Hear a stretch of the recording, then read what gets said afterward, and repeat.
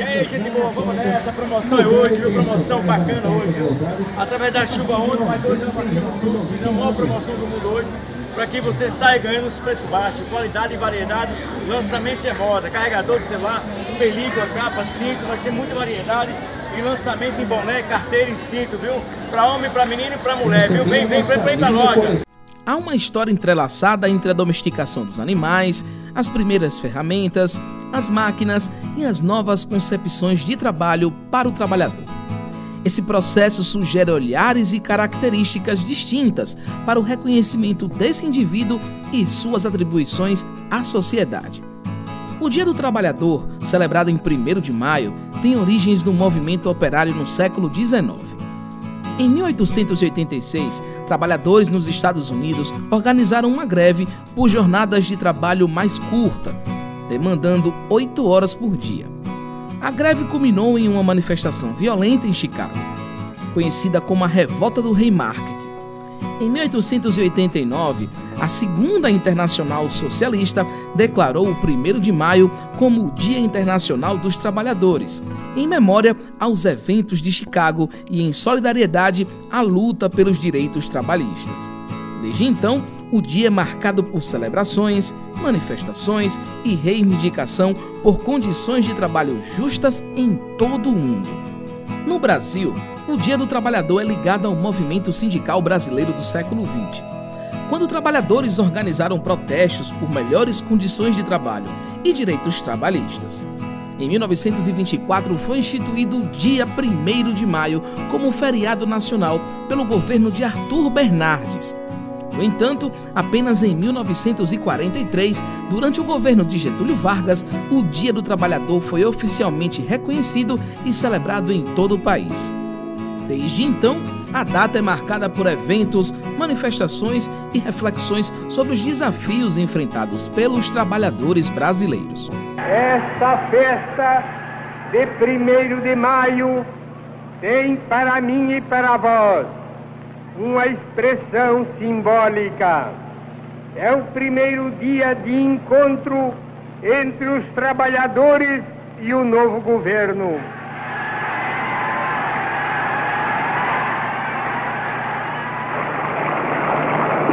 E é com emoção que retorno ao vosso convívio neste ambiente de regozijo e de festa nacional, em que nos revemos uns aos outros a céu aberto, em que o governo fala ao povo de amigo para amigo, na linguagem simples, leal e franca com que sempre vos falei.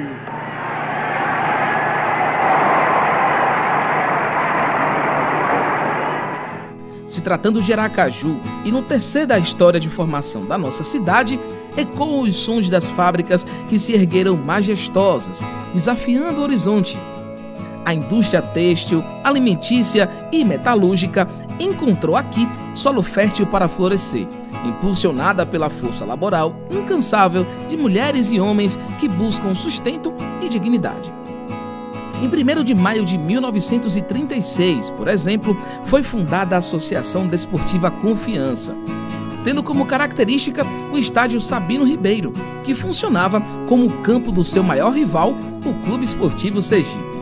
O Confiança e sua criação proporcionou aos operários e moradores do bairro industrial e de toda Aracaju oportunidade de lazer, entretenimento e integração social. Contudo, com o passar dos anos, o bairro industrial testemunhou mudanças. A modernização das indústrias trouxe consigo novas tecnologias e métodos de produção, mas também desafios, como a automatização e a redução de postos de trabalho. Dessa forma, as fábricas do bairro foram perdendo espaço e a percepção de novas formas de trabalho passa a ganhar evidência.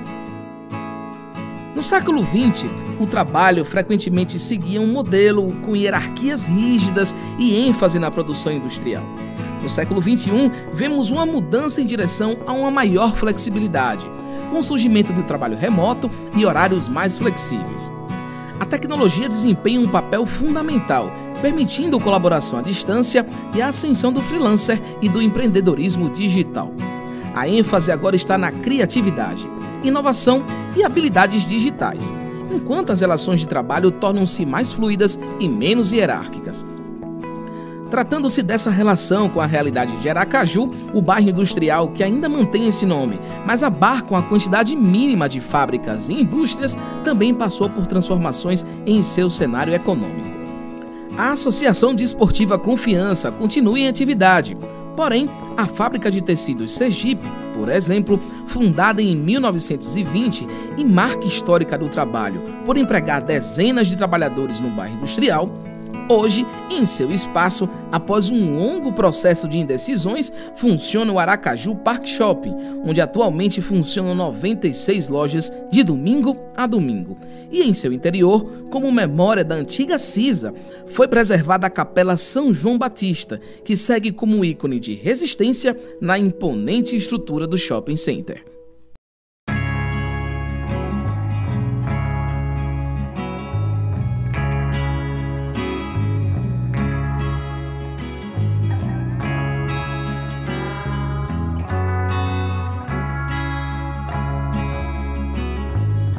Eu comecei a dar aulas online quando eu estava morando em São Paulo, na verdade.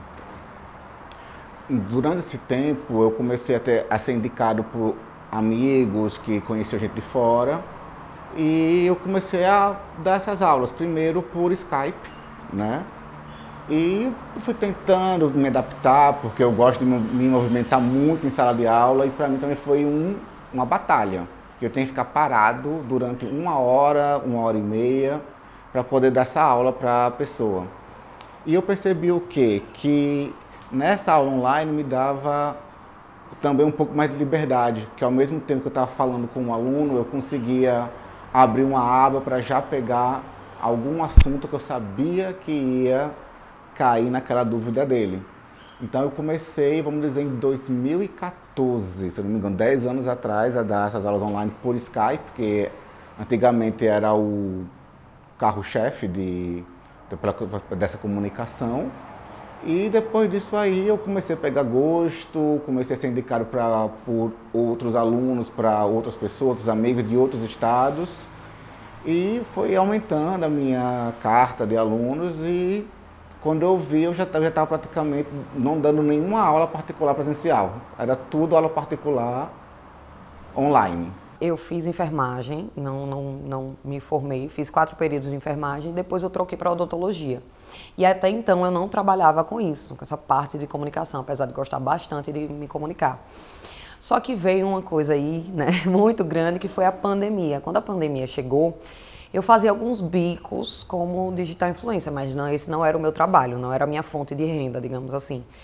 Só que quando a pandemia chegou, uma das primeiras coisas a serem fechadas foram as clínicas odontológicas, né? Porque a gente tinha contato direto ali com o paciente e a gente não sabia muito bem o que era a Covid em si.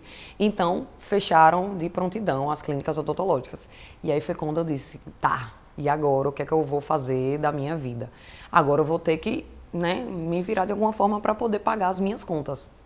Só que eu imaginei, eu acho que todo mundo imaginou isso também, que fosse durar, não sei, talvez um mês, no máximo 2 meses. Ninguém imaginou que fosse durar o tempo que durou. Então, inicialmente, eu trabalhei gratuitamente, digamos assim. Eu pensei em ajudar muitas pessoas que estavam com restaurante, que estavam com loja fechada, que aí realmente essas pessoas eu acreditava que estavam piores, digamos assim, do que a minha situação. Então, eu fiz de graça. Eu pedia para as pessoas me enviarem como um recebido, fosse comida, fosse um bolo, uma roupa, um produto, eu divulgava aquilo ali de forma de ajudar mesmo. E aí começou a dar muito retorno, graças a Deus. Eu sempre trabalhei com muita espontaneidade, porque eu sou assim, então as pessoas viam realidade, viam a vida real do que eu estava fazendo e acreditavam, eu tinha credibilidade, eu tenho. Então, todo mundo comprava. O que eu postava, as pessoas compravam. Então, trazia retorno para o empreendedor, né, para o comerciante.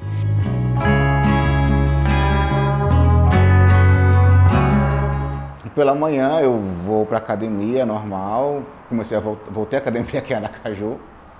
E depois chego em casa, geralmente passeio com meus cachorros, sento no computador, vou preparar algumas aulas. No caso, já preparo as aulas da semana, começo a preparar na segunda, finalizando o que é que eu vou ensinar hoje, mas já pronto para terça, quarta, quinta e sábado, entendeu? Aí preparo minhas aulas, reviso elas, estou sempre estudando, por mais que a internet nos dê tudo. Eu ainda tenho livros físicos de como ensinar gramática, do que eu posso fazer sobre isso. Eu sempre tento trabalhar de segunda a sexta-feira. Eu tento tirar meu final de semana para a minha família, para os meus amigos, para mim, sabe? Para mais hobby. Eu busco não trabalhar no final de semana. Apesar de que às vezes tem trabalhos que aparecem e pedem muito, graças a Deus. Tem pessoas, tem empresas que me querem e só me querem. Então assim, eu abro mão, sabe? Mas de modo geral eu só trabalho de segunda a sexta-feira. Então no domingo eu já acerto minha agenda. Como eu tenho lojas fixas, já fica certo. Segunda é tal loja, terça é tal loja, quarta é tal loja, quinta é tal loja. As que vão entrando depois a gente vai só remanejando, vai encaixando. Mas eu tenho loja física já tem 3 anos. Então tem loja que está comigo há 3 anos. Então essa loja já tem a agenda ali fechada para ela de muito tempo, sabe?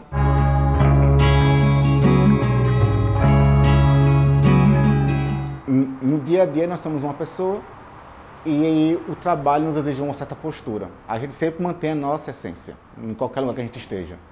Mas para ser um professor e pessoas mais velhas, até por isso, você tem que passar o quê? Aquela segurança, o profissionalismo, a experiência e a certeza do que você está fazendo, entendeu? É por isso que você tem que trocar um chip, tem que trocar um pouquinho a postura, palavras que são ditas, entendeu? Inclusive, como agora você pode perceber, quando esses dois aqui, eles dão uma acordada e querem atenção, eu tenho que ficar com a mão em um, a mão em outro e olhando bem sério para a câmera, como se nada estivesse acontecendo. Porque o aluno está lá para aprender, não para ver eu cuidando dos meus cachorros.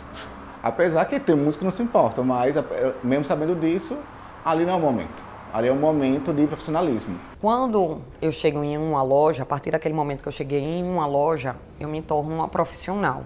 Né, até de brincadeiras que não tem como a gente fazer naquele momento ali, naquele espaço, sabe? A gente precisa ter um porte mais, né, mais sério. Mesmo que eu traga um ar mais despojado, eu preciso saber me portar. Então, assim, para mim é muito claro. E eu espero também isso das pessoas, né? Sensibilidade, ter noção e consciência de que Sanane no final de semana com meus filhos eu sou mãe, Sanane com minhas amigas eu sou uma amiga, Sanane com minha mãe eu sou filha, Sanane com meu marido eu sou a mulher dele, eu sou esposa.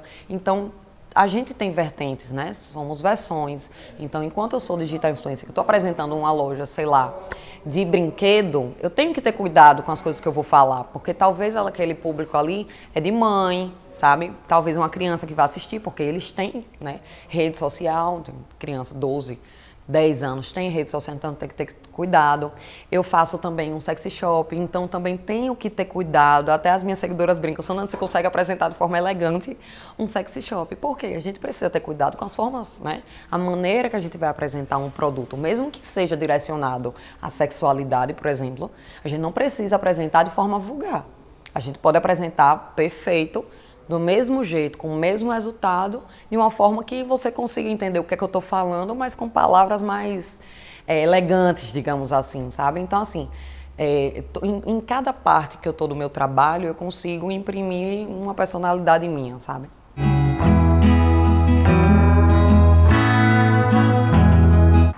Uma das grandes vantagens das ferramentas online, eu acho que é a facilidade da gente fazer a integração com os recursos interativos, onde a gente está lutando com a questão da modernização, da atualização, e o quadro, seja ele com pincel ou o quadro negro, o antigo quadro negro, querendo ou não, tem toda aquela questão de eu tenho meu tempo para apagar ele. Aqui é com um clique. Com um clique eu posso transicionar entre o quadro branco e uma apresentação de PowerPoint que eu estou fazendo. Com um clique eu consigo fazer a integração de um quiz online que eu fiz de revisão para o quadro branco e para o livro. Até dividir a tela mostrando ambos os lados, mostrando isso aqui está incorreto, esse está correto, por quê? E a interatividade vai acontecendo. Porque apesar de hoje ter muitas escolas terem o retroprojetor e tudo, o online ele trouxe isso antes. Ele trouxe a questão de ser dinâmico, de ser ainda mais interativo e fora que nos dá muito recurso. E às vezes, como professor, a gente faz o plano de A até o D em sala de aula, só que o plano D se esgota, que a gente viu que não deu certo, então no mesmo momento a gente tem que criar até o plano Z. E com o online eu consigo abrir uma aba rápido, procurar o que eu quero e integrar aquilo à aula que eu estou dando naquele momento.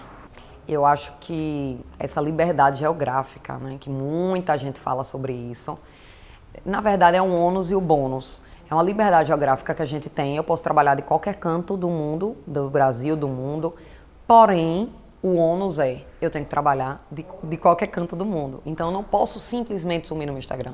Tem dias que eu, de verdade, queria largar de mão meu celular, largar meu Instagram, não quero aparecer, quero só ficar de boa, sabe? Não quero fazer nada, o famoso não quero fazer nada. E eu não posso. Se eu fizer isso, vai cair meu engajamento. Se cair meu engajamento, quando eu for postar uma loja, ela já não vai ter o mesmo resultado. Então, você tem a liberdade, mas você também está presa a isso. Então, é sempre aquilo, né? Ficar entre uma coisa e outra. Mas é isso também que me conquista, eu acho. É uma coisa que registrou muito. Eu peguei uma turma de iniciantes. Eles sabiam nada. Nada. E aí a gente foi fazer a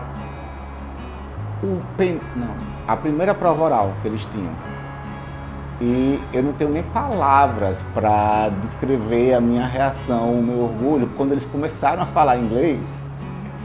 E você estava perfeito? Não estava perfeito, mas estava perfeito para o que eles sabiam até aquele momento. E ver nos olhos deles aquela satisfação, aquela realização e saber que de alguma forma eu fiz parte disso, não.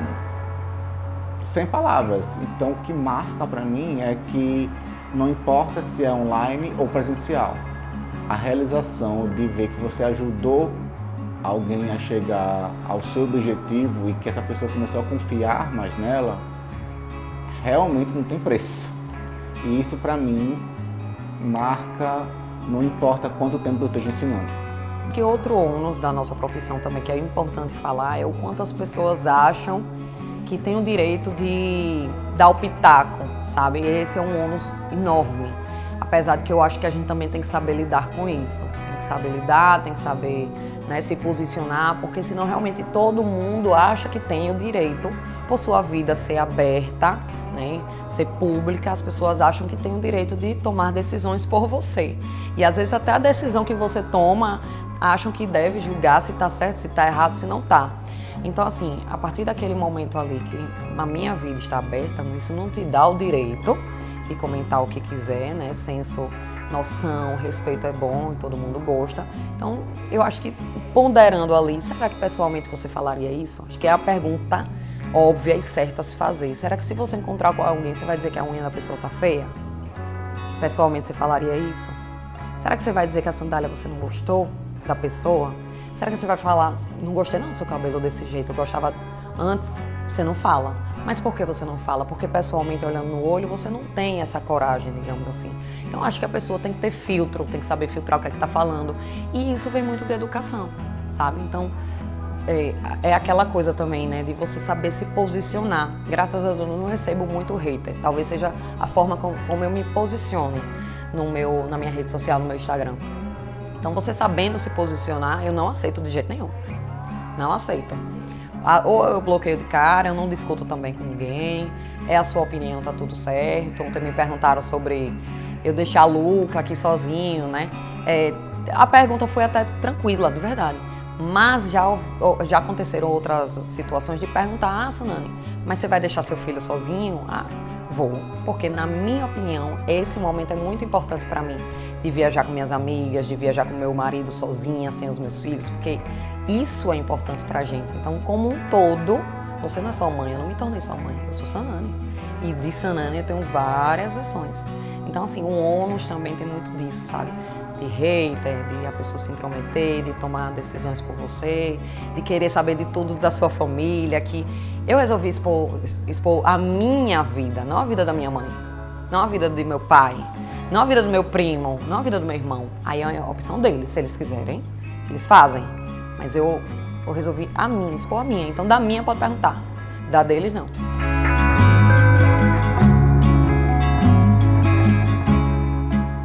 Cara, vou ser sincero que hoje eu acredito que 80% das pessoas entendem o nosso papel e são bem legais com a gente, conversam, dão boa noite. São bem legais de fato, mas o outro pessoal, muitas vezes são rudes com a gente, eles acreditam que a gente tem um papel de subir para entregar na porta deles. Se a gente não sobe, eles deixam a gente até meia hora na porta de um condomínio esperando. Entendeu? Já aconteceu até de jogar lanche na gente, eu não quero mais jogar na nossa frente assim. Eu acredito que falta muito a conscientização. O próprio aplicativo ele já informa que a gente não tem, por exemplo, a obrigação de subir. Mas muitas vezes o cliente acredita que por ele estar pagando, a gente tem a obrigação de subir.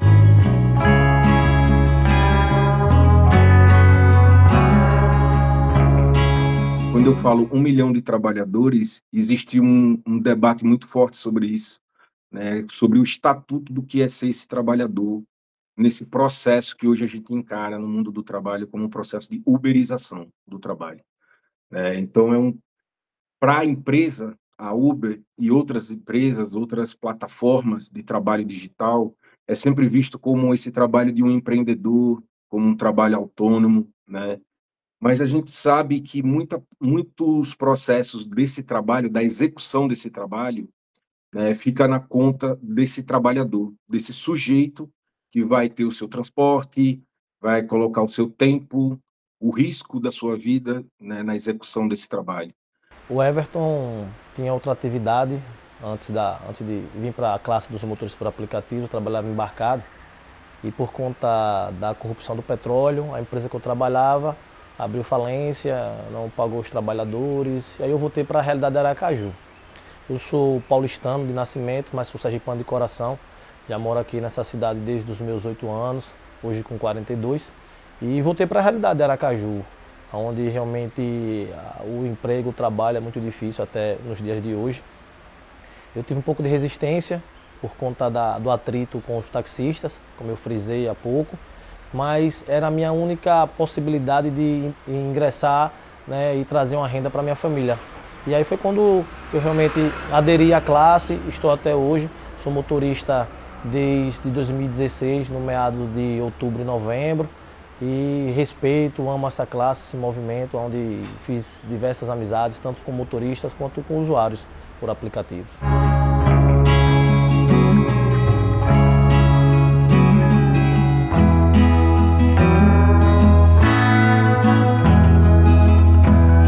Emprego que eu entro 10 da manhã e saio 4h20 e quando eu saio 4h20 eu já ligo o aplicativo e aí eu saio para rodar a partir das 4h20 e só paro lá para meia-noite, 1 a 2 da manhã. No seu início, lá em meados entre 2016 e 2017, a gente tinha uma renda mínima satisfatória, porque a gente tinha dentro da cidade de Aracaju o etanol a R$3,50, a gasolina a 3, o GNV a 2,50. Então a gente conseguiria bater a nossa meta com mais facilidade em poucas horas. Antigamente, entre 2016, o motorista por aplicativo entre 8 e 9 horas já conseguia bater sua meta, tinha mais rentabilidade. Hoje não, hoje está bem desgastante, né? Hoje a rotina da nossa classe é em média 12, 13, 14 horas. Eu tenho amigos que fazem 20 horas por dia, né? Não está no presente dentro das suas famílias, arrumando um desgaste físico, mental, até comprometendo a própria saúde.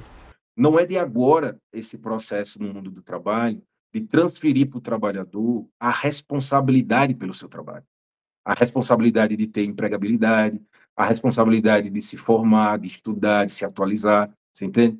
E com o trabalho uberizado, isso ganha uma potência muito mais forte.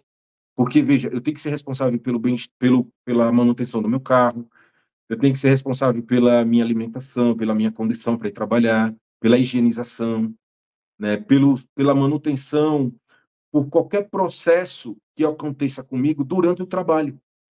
Então, uma pergunta, se esse trabalhador ele começa a ganhar essa consciência, por exemplo, se ele tem um problema enquanto ele está trabalhando com o seu carro e que ele precisa gastar, a Uber não vai agir, a Uber não vai ressarci-lo. Então, ele percebe que ele está sozinho. A plataforma ela só gerencia o trabalho, mas o custo é todo meu. Então, ele percebe que tem um status diferente do que é o trabalho formal. E ele começa, ao longo, pelo que eu venho acompanhando, às vezes quando eu pego uma corrida com trabalhadores, que eu converso com eles percebem, eles têm a dimensão disso. O quanto a Uber ganha, e muitos deles falam, ganham praticamente sem fazer nada, né? Eles só gerenciam o aplicativo. E eu que tenho que trabalhar 12, 14, 16 horas, casos de até 20 horas. Cara, pelo que a gente passa no trânsito todo santo dia, não vale a pena.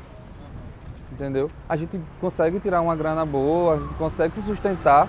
Também não vou dizer que são, né, coisas estratosféricas, né? Mas a gente consegue se manter ali. É um trabalho que é visto como autônomo, porque é o trabalhador que ele é responsável pela sua gestão, né, do trabalho, mas essa gestão ela é muito negligenciada por conta da empresa, né, porque ela não dá condições, ela não oferece regulamentações. Então esse é o grande debate da atualidade, que tem muitos trabalhadores que sofrem com condições indignas, com violências, com acidentes de trabalho, e essas empresas, na realidade, elas não atuam em cima disso. Tem casos pontuais, quando algo ganha mídia, quando algo ganha as redes sociais, e aí a empresa dá um certo auxílio ao trabalhador, mas em termos de regulamentação isso não existe. E é esse o debate que está acontecendo na atualidade.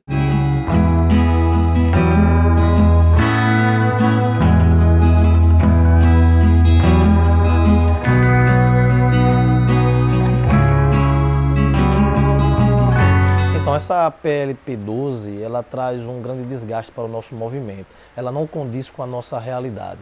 O motorista por aplicativo hoje em todo o Brasil, ele não quer ser vinculado à CLT, ele quer ser um autônomo, mas com direitos. Direitos esses que dentro da PLP 12 não existem. A gente só vai contribuir previdencialmente, coisas que a gente poderia fazer sendo autônomo e pagando o nosso MEI. Então o motorista hoje ele quer uma melhora no KM e nos valores das suas corridas. Por isso, essa PLP 12 ela não representa a classe dos motoristas por aplicativo em todo o Brasil. O que a gente sabe até então não é algo que vai afetar diretamente a gente, né? Só que a gente já entendeu que também seja uma porta de entrada, isso que vai acontecer, né? Porque o foco maior é os aplicativos de carro, entendeu? Mas a gente já entendeu que isso é uma porta de entrada para que aos poucos isso chegue na gente e afete a gente também. Isso vai afetar de forma muito grande nossos ganhos. E principalmente também a questão da liberdade que eu já tinha citado. Acredito que a gente vai ficar muito preso, vai ficar muito mais burocrático, sabe? A gente já se encaixou nessa liberdade que o próprio aplicativo nos dá para a gente trabalhar. Mas são dois pontos que vai ser bem afetados, nossos ganhos e nossa liberdade para trabalhar. Tem uma PL que é a 536, que foi apresentada pela Frente Parlamentar, onde é regida pela Federação das Associações, a FEMBRAP, onde representa todas as associações do Brasil, onde nela está incluída tanto a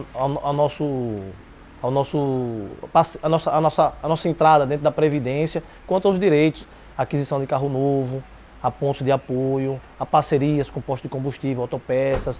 Isso sim agrega dentro da nossa classe e traz de fato uma valorização. Eu lembro que dentro da pandemia fomos essenciais para as famílias, né? Fomos nós que transportamos as famílias, pessoas muitas das vezes infectadas. Quantos motoristas perderam sua vida por conta da Covid-19? E agora com essa PLP, com toda essa transição, ela destrói e não traz a valorização que realmente o motorista precisa para que realmente possa seguir dentro da atividade.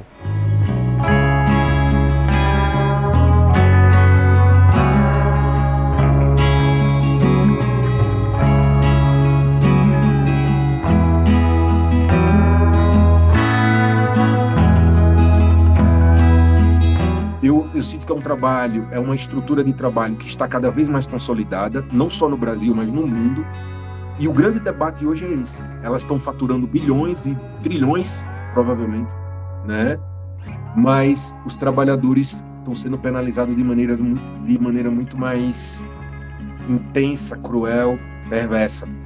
E o Estado, pensando no Estado brasileiro, ele não pode deixar que esses trabalhadores, seus cidadãos, fiquem vulneráveis dentro dessa estrutura, entende? E aí eu não estou dizendo que o Estado vai vir de uma maneira paternalista, mas eu estou dizendo que ele vai garantir o que a Constituição pede que os patrões, as grandes empresas ofereçam e dê condições para os seus trabalhadores. Então você vem para o Brasil, você se instala no Brasil, você monta uma estrutura de trabalho de mais de 1 milhão de trabalhadores e você não vai garantir condições mínimas, razoáveis, dignas de trabalho, entende? Então eu acho que é um trabalho que veio para ficar, e esse debate que a gente enxerga hoje de regulamentação, de planos de lei, só expressa a importância desse trabalho na atualidade, entende?